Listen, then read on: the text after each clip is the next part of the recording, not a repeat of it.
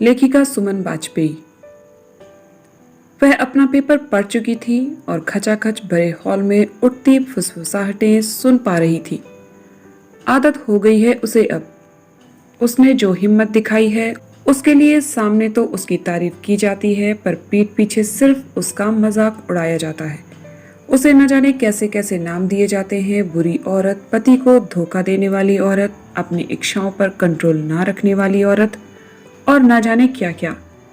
जाने माने विद्वान एक के बाद एक मंच पर आकर पेपर पढ़ रहे थे। संगोष्ठी का विषय फेमिनिज्म ऐसा था कि सभी दमसाधे वक्ताओं के विचारों को सुन रहे थे। इस विषय का समर्थन वे पुरुष भी कर रहे थे जो निजी तौर पर इसके खिलाफ थे और खुद घर में स्वामित्व की परंपरा बनाए रखना चाहते थे।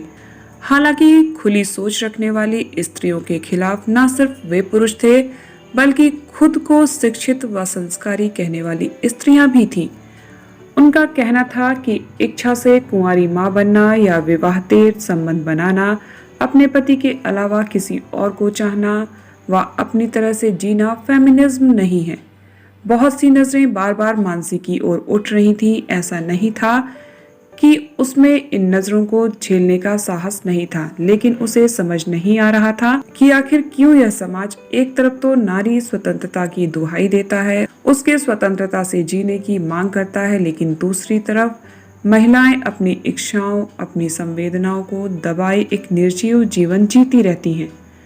विद्रोह करने की उनकी शक्ति सिर्फ कागजों तक ही सीमित होती है, विचारों को अमल में लाना बेहद मुश्किल हो जाता है।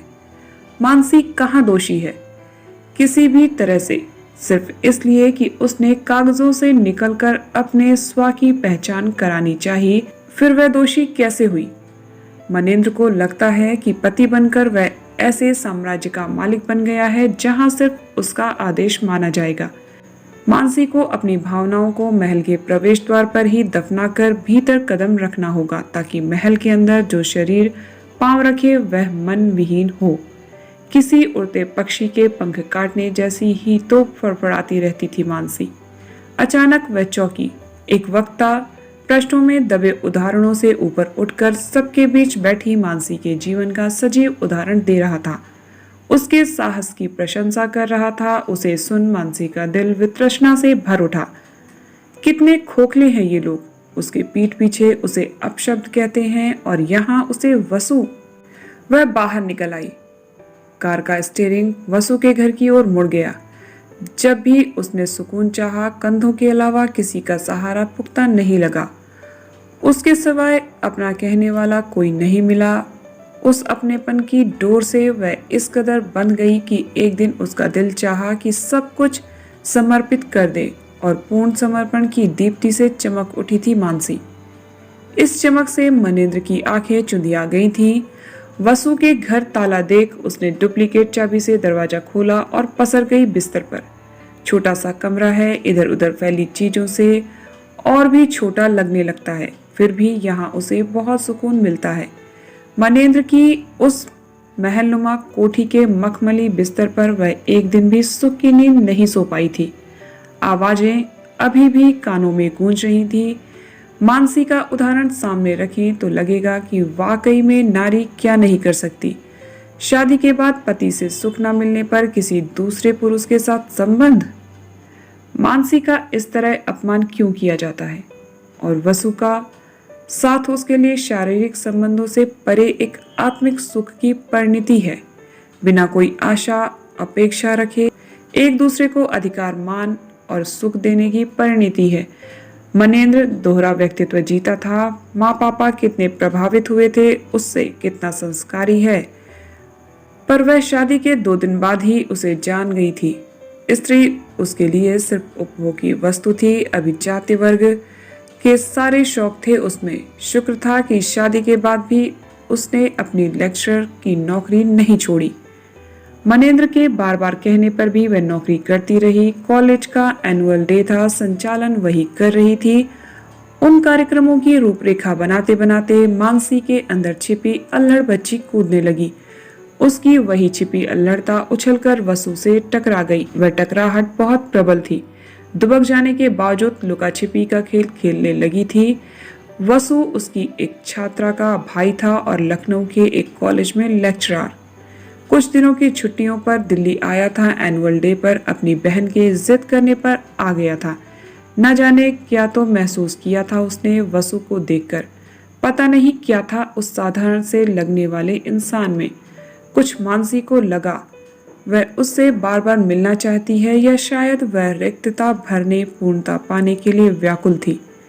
फिर 1 महीने बाद वसु को सामने खड़े देख ठिठक गई थी मानसी। मानसी जी, अगर बुरा ना माने तो थोड़ी देर कैंटीन में बैठ सकते हैं। मानसी उसे हैरानी से देखने लगी तो उसने समझाते हुए कहा, हैरानी हुई आपको मुझे देखकर? दिल्ली ट्रांसफर करवा लिया है मैंने। वह बताता रहा और मानसी सिर्फ सुनती रही। क्या वसु को पता नहीं कि मानसी शादीशुदा है? उसके मन में सवाल उठने लगा। मुलाकातें क्यों और कैसे बढ़ती गईं, उसका समय का प्रवाह ही साक्षी हो सकता है, मानसी या वसु नहीं। और फिर मानसी अपना दुख दर्द उसके पास उड़ेलने लगी। उसके पास मन हल्का कर जब वह मनेंद्र के पास लौटती तो मन शांत होता। वसु, यह जानते हुए भी कि मैं विवाहित हूँ, तुमने मुझसे दोस्ती क्यों की?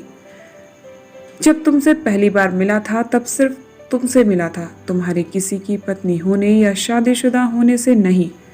वह जो जुड़ा हुआ मानसी से हुआ था, फिर उस जुड़ाव से तुमसे जितनी बार मिला ज्यादा करीब आता गया, यह जानते हुए भी कि हमारे तुम्हारे संबंधों को यह समाज दोस्ती की तरह नहीं स्वीकारेगा।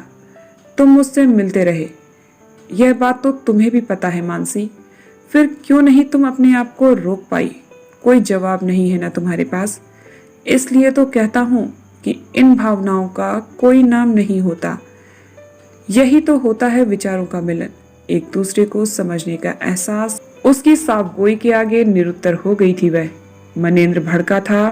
मैं पुरुष हूँ, जितने चाहूं संबंध बना सकता हूँ, पर तुम स्त्री हो, यह अधिकार तुम्हारे पास नहीं है।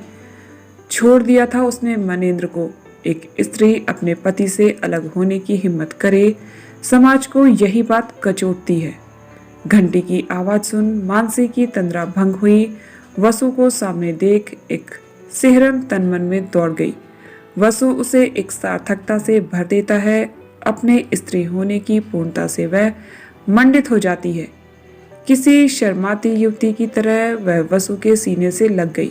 तो दोस्तों, ढेर सारी कहानियों को सुनने के लिए चैनल को सब्सक्राइब जरूर कर लीजिएगा। मिलते हैं नेक्स्ट वीडियो में एक नई कहानी के साथ। तब तक आप सब हंसते रहिए, मुस्कुराते रहिए, खुश रहिए। Bye bye, take care.